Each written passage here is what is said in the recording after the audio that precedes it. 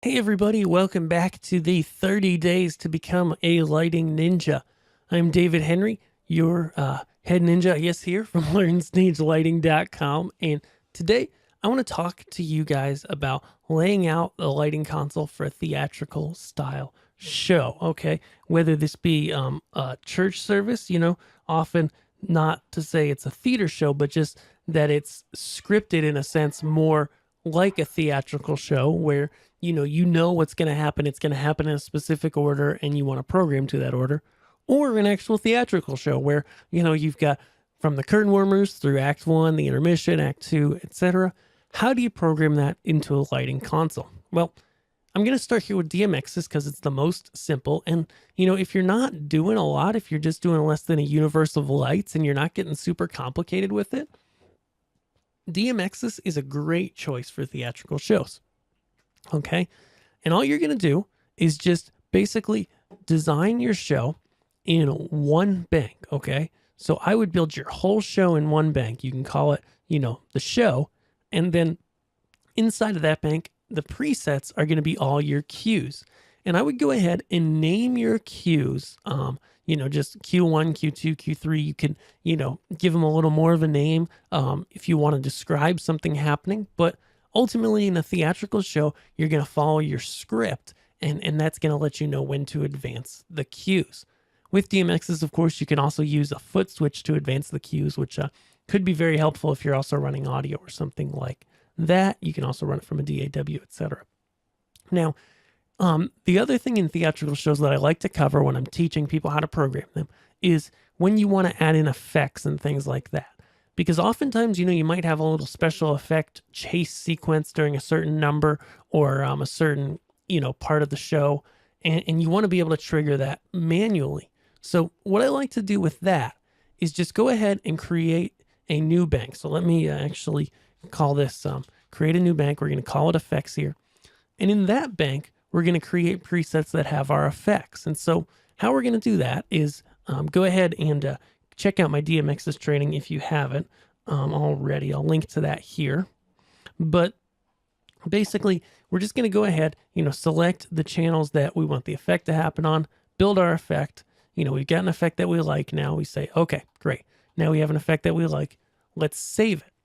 But the last thing we want to do before we save it is we need to turn on channel masking.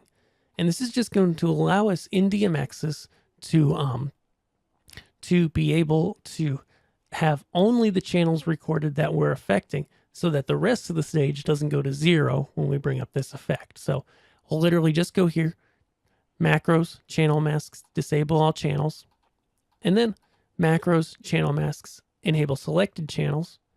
And now we can save this as a new preset called effects 1, say. And now whenever we recall that, it only affects those channels that are bold here that aren't grayed out, okay? Now, let's hop over to MPC. For those of you who are in a console, whether it be D Pro, MPC, or some other piece of software or hardware console, we're going to do pretty much the same thing. We're going to build a cue list. I'm here in the cue list values window inside of MPC. That's going to contain all of our cues for our whole show. And so by the end of this show, you might have 100 cues or more, a few hundred even. We're going to lay them out, name them, Q1, Q2, Q3, leave whatever notes you want to leave, etc. And then the difference about this kind of console versus something like DMXs is that when you do build effects, as long as you've gone ahead, maybe you've gone through and you make all your base cues first, and then you have some effects that you're going to program on other faders down here at the bottom. And we're just going to go ahead, clear out our programmer by pressing clear twice. And then you can go ahead, select your fixtures, build your effects, and then save them to the various faders. And as long as you cleared out the other things in your programmer that you were working with before the rest of your stage, nothing else is going to get recorded to those effects. And so it's just like channel masking was in DMXs. It's not going to override anything in your main cue except what you've recorded. And so that's how to lay out these two consoles and a whole lot of other consoles really for a theatrical style show. So Guys, tomorrow we're going to be talking about priority. And so this is super huge no matter what kind of lighting you work with, whether you realize it or not. So join me back here tomorrow. We're going to talk about priority. And actually today, we're getting towards the end of the month, and I just want to ask you to share this. If you haven't shared it with anybody, share it on Facebook, on YouTube, with your friends, email it to somebody, whatever. But if you know somebody who would be able to gain something from this, just like you have, who would be able to learn from these 30 days to become a lighting ninja, I'd like you to share this with them or just broadcast it out to your social media so that as many people can learn from this as possible. I'll see you guys back tomorrow. Thanks.